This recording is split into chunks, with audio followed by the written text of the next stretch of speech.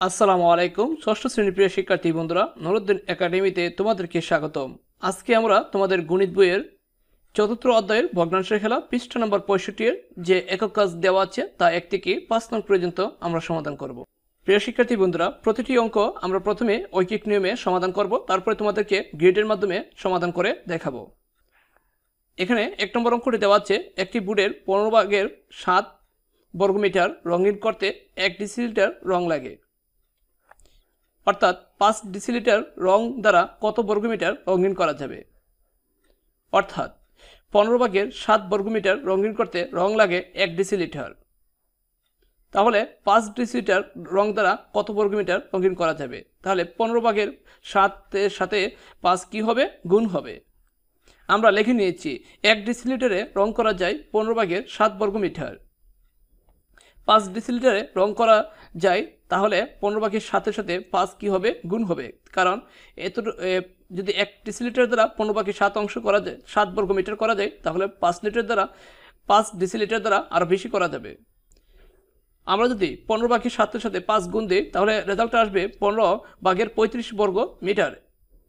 তাহলে ঐকিক নিয়মে 1 নম্বরটির উত্তর হলো 15 ভাগের 35 বর্গমিটার।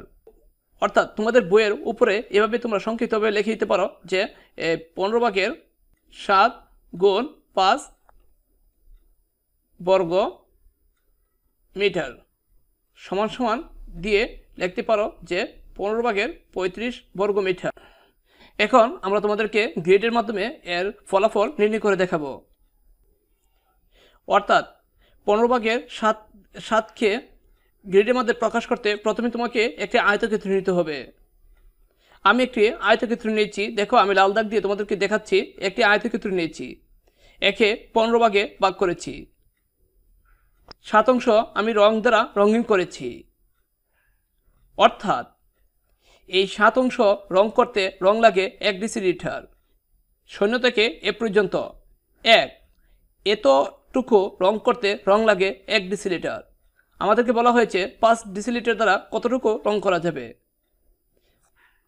আমরা আরেকটি আয়তক্ষেত্র নিয়েছি, যাকে 7 ভাগে ভাগ করেছি। এতটুকু 1 ডেসিলিটার রং দ্বারা যদি এতটুকু করা যায়, তাহলে 2 ডেসিলিটার রং দ্বারা এতটুকু রং করা যাবে। যেরকমভাবে 3 ডেসিলিটার, 4 ডেসিলিটার, 5 ডেসিলিটার রং দ্বারা এতটুকু রং করা যাবে। প্রিয় শিক্ষার্থী বন্ধুরা, প্রতিটি আয়তক্ষেত্র তোমরা 7 ভাগে ভাগ করে নিবা। তোমরা খাতা কিভাবে আঁকবা সেটা আমি তোমাদেরকে এখানে দেখিয়ে দিচ্ছি। প্রথমে একটি আয়তক্ষেত্র আঁকবা, যাকে 15 ভাগে ভাগ করবা, এবং 15 ভাগে ভাগ করার ফলে 7 ভাগ তোমরা কি করবা? রং করবা। অর্থাৎ এই এতটুকু অংশ 1 ডেসিলিটার রং দ্বারা করা যায়। তাহলে বলা হয়েছে 5 ডেসিলিটার রং দ্বারা কতটুকু করা যায়। সেজন্য তোমরা আরেকটি আয়তক্ষেত্র নিবা, পাশাপাশি একে 7 ভাগে ভাগ করবা। এইটা হচ্ছে 2টি আয়তক্ষেত্র।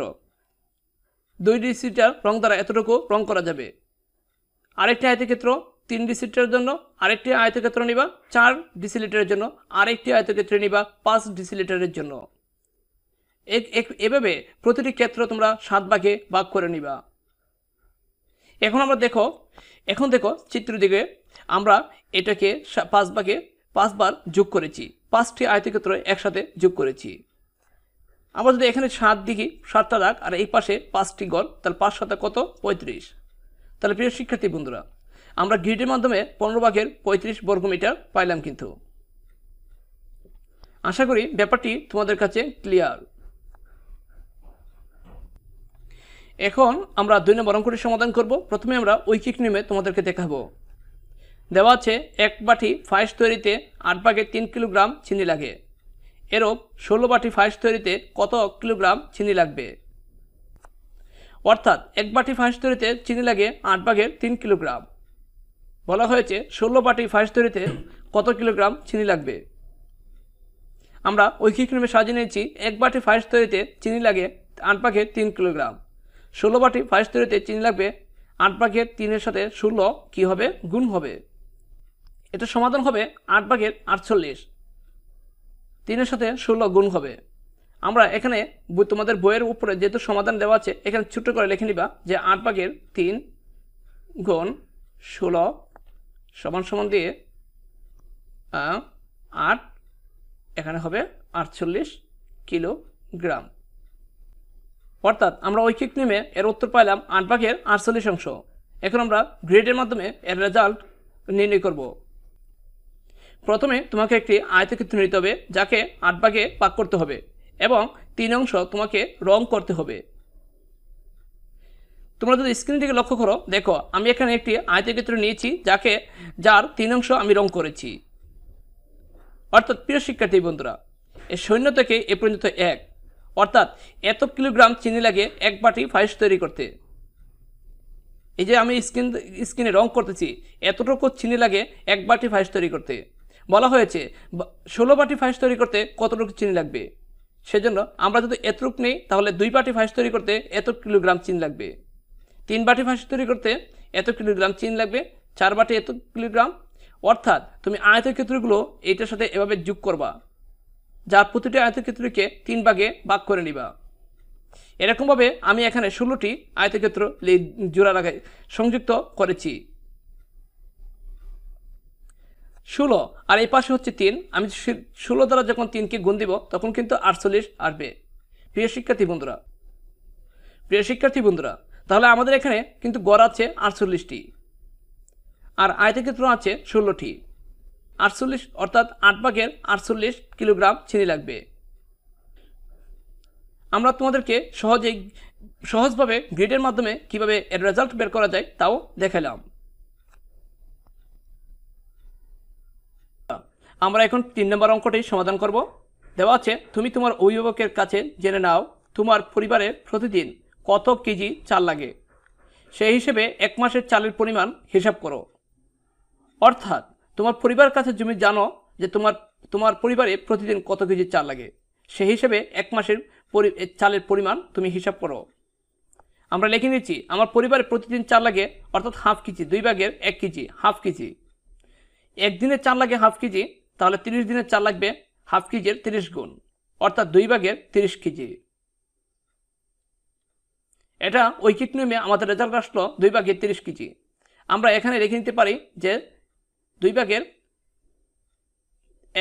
গুণ হবে 30 কেজি সমান দিয়ে আমরা 2/30 কেজি লিখতে পারি। এখন আমরা দেখব গ্রিডের মাধ্যমে এর ফলাফল কত আসে। প্রিয় শিক্ষার্থী বন্ধুরা, 2/1 জন্য তোমাকে প্রথমে একটি আয়তক্ষেত্র নিতে হবে, যাকে 2 ভাগে ভাগ করতে হবে এবং 1 অংশ রং করতে হবে। এরকমভাবে আমি একটি আয়তক্ষেত্র নিয়েছি, যাকে 2 ভাগে ভাগ করে 1 অংশ আমি রং করেছি।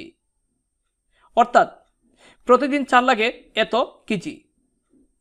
এই যে 0 থেকে 1 পর্যন্ত তোমার প্রতিদিন চাল লাগে এত কেজি, তাহলে 30 দিনে কত কেজি লাগবে। এরকমভাবে তোমাকে 30টি আয়তক্ষেত্র একসাথে যোগ করতে হবে। 2, 3, ... 30টি, আমি এখানে 30 দিয়ে দিলাম। এরকমভাবে তোমাকে 30টি আয়তক্ষেত্র একসাথে সংযোগ করতে হবে। তাহলে একদিনের চাল লাগে যদি 1 কেজি অর্থাৎ হাফ কেজি, তাহলে 30 দিনের চাল লাগবে কত কেজি? 2/30 কেজি। আমরা এখানে লিখতে পারি যে 2/30 কেজি।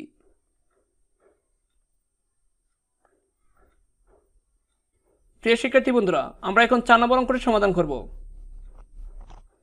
4 নম্বর অঙ্কটি দেওয়া আছে, 1 মিটার লম্বা একটি ধাতব নলের ওজন 3/5 কেজি। এর 6 মিটার লম্বা ধাতব নলের ওজন কত হবে? অর্থাৎ 1 মিটার লম্বা একটি ধাতব নলের ওজন হচ্ছে 3/5 কেজি। এরকম 6 মিটার লম্বা ধাতব নলের ওজন কত কেজি হবে?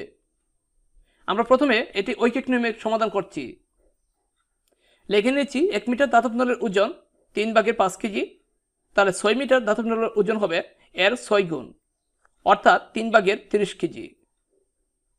আমরা এখানে এর রেজাল্টটা লিখব যে 3 উপরে লিখব 5 গুণ লিখব 6 সমান লিখব 3/30 কেজি। এখানে লিখব কেজি, উপরেও কি লিখব? কেজি। এখন আমরা এই 4 নম্বর উত্তরটি গ্রিডের মাধ্যমে নির্ণয় করব। প্রিয় শিক্ষার্থী বন্ধুরা, 3/5 একটি অপ্রকৃত ভগ্নাংশ। এর আগের পাঠে আমি বলেছি, এটিকে লেখা যায় যে 1 সমস্ত 3/2, অর্থাৎ 3 দিয়ে 5কে ভাগ দিলে 1 আসে রেজাল্টটা সবসময় সমস্ত হয়। এই এক সমস্তের জন্য তোমাকে একটি গ্রিড নিতে হবে, আর এই 3/2 জন্য আরেকটি গ্রিড নিতে হবে। অর্থাৎ প্রতিটি গ্রিডকে 3 ভাগে ভাগ করতে হবে। তাহলে কয় ভাগ হবে? 6 ভাগ। এমন একটি গ্রিড নিতে হবে যাকে 6 ভাগ করতে হবে। 6 ভাগের তোমার 5 অংশ তোমাকে রং করতে হবে। তার মানে বোঝায় 3/5 অংশ। এটা দ্বারা বোঝাচ্ছে 3/5 অংশ রং করতে হবে। আমি তোমাদেরকে খুব ভেঙ্গে বুঝাইলাম। আমরা 3/5 অংশ রং করে নিলাম। অর্থাৎ 1 মিটার ধাতব নলের ওজন হচ্ছে এত কেজি। শূন্য আমরা এখানে দিব 1, এত কেজি। এরকমভাবে আমাদেরকে 6 মিটার ধাতব নলের ওজন নিতে হবে। এই যে 2 মিটার ধাতব নলের ওজন হচ্ছে এত কেজি, 3 মিটার ধাতব নলের ওজন হচ্ছে এত কেজি, 4 মিটার, 5 মিটার, এরকমভাবে 6 মিটার ধাতব নলের ওজন হবে এত কেজি। 6 মিটার ধাতব নলের ওজন এত কেজি হলে এখানে হচ্ছে 5, 5, 6 কত? 30। এখানে গড়া আছে কতটি? 30টি। তাহলে 3/30 হবে। আমাদের রেজাল্টটা হবে কি? 3/30 কেজি। তোমরা খাতায় কিভাবে সমাধান করবা? প্রথমে 3/5 জন্য একটি আয়তক্ষেত্র নিবা, যাকে 6 ভাগে ভাগ করবা। 5 অংশ তোমাকে রং করবা। যেহেতু এই এতটুক 0 থেকে এতটুক লম্বা মিটার, 1 মিটার এর লম্বা ধাতব নলের ওজন হচ্ছে 3/5 কেজি। এরকমভাবে তোমাকে আরও 6 মিটার লম্বার জন্য 6টি ঘর বানাতে হবে। আরও 2 মিটার হচ্ছে এতটুক, 3 মিটার হচ্ছে এতটুক, যাকে প্রতিটি ভাগকে তোমরা 5 ভাগে ভাগ করবা। খাতায় এভাবে লিখে নিবা। আশা করি ব্যাপারটি তোমাদের কাছে ক্লিয়ার। সর্বশেষ অঙ্ক 5 নম্বরটি দেওয়া আছে। তোমার ক্লাসে কতজন গণিত, কতজন ইংরেজি, কতজন গণিত ও ইংরেজি উভয় বিষয় পছন্দ করে, সেই তথ্যগুলো জেনে নাও। তারপর প্রতিটি তথ্য তোমার শ্রেণীর নোট শিক্ষার্থীর কত অংশ নির্ণয় করো। অর্থাৎ তোমার ক্লাসে কতজন গণিত বিষয়, কতজন ইংরেজি বিষয়, কতজন উভয় অর্থাৎ গণিত এবং ইংরেজি উভয় বিষয় পছন্দ করে, সেইগুলো তথ্য জেনে নাও। তারপর প্রতিটি তথ্য তোমার শ্রেণীর মোট শিক্ষার্থীর কত অংশ নির্ণয় করো। প্রিয় শিক্ষার্থী বন্ধুরা, আমরা প্রথমে লিখে নিয়েছি ধরি মোট শিক্ষার্থী হচ্ছে 40 জন। তুমি যে কোনো একটা সংখ্যা ধরতে পারবা। গণিত পছন্দ করে 20 জন আমি ধরে নিয়েছি, তুমি যে কোনো একটা ধরতে পারো, 20 জন। ইংরেজি পছন্দ করে 30 জন, ঠিক আছে? অর্থাৎ মোট শিক্ষার্থীর মধ্যে 20 জন পছন্দ করে কি? গণিত। আবার এই মোট শিক্ষার্থীর মধ্যে 30 জন পছন্দ করে কি? ইংরেজি। আবার মোট শিক্ষার্থীর মধ্যে গণিত ও ইংরেজি উভয় বিষয় পছন্দ করে মাত্র 10 জন। এখন আমরা দেখব মোট শিক্ষার্থী কত অংশ এগুলি পছন্দ করে। গণিত পছন্দ করে মোট শিক্ষার্থীর 40/20 অংশ, অর্থাৎ 2/1। যদি আমরা এই 40কে 20 কাটাকাটি করে 20কে 20 20 × 40, 2/1 অংশ, অর্থাৎ অর্ধেক পছন্দ করে গণিত। এরকমভাবে ইংরেজি কত পছন্দ করে? 40/30 অংশ। 40/30 অংশ মানে হচ্ছে 4/3 অংশ। উভয় বিষয় পছন্দ করে মোট শিক্ষার্থী হচ্ছে 40/10 অংশ, হবে 4/1 অংশ। এগুলি আমরা তোমাদেরকে গ্রিডের মাধ্যমে দেখাচ্ছি। অর্থাৎ গণিত হচ্ছে 2/1 অংশ।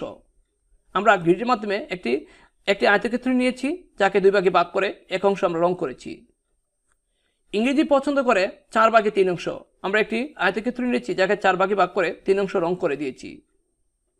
উভয় বিষয় পছন্দ করে 4/1 অংশ। আমরা একটি আয়তক্ষেত্র নিয়েছি, যাকে 4 ভাগে ভাগ করে 1 অংশ রং করে দিয়েছি। প্রিয় শিক্ষার্থী বন্ধুরা, আশা করি ভিডিওটি মনোযোগ সহকারে দেখলে তোমাদের বুঝে আসবে। যদি ভিডিওটি ভালো লাগে তাহলে অবশ্যই চ্যানেলটি সাবস্ক্রাইব করে পরবর্তী ভিডিও পাওয়ার জন্য বেল আইকনটি অন করে রাখো। আসসালামু আলাইকুম।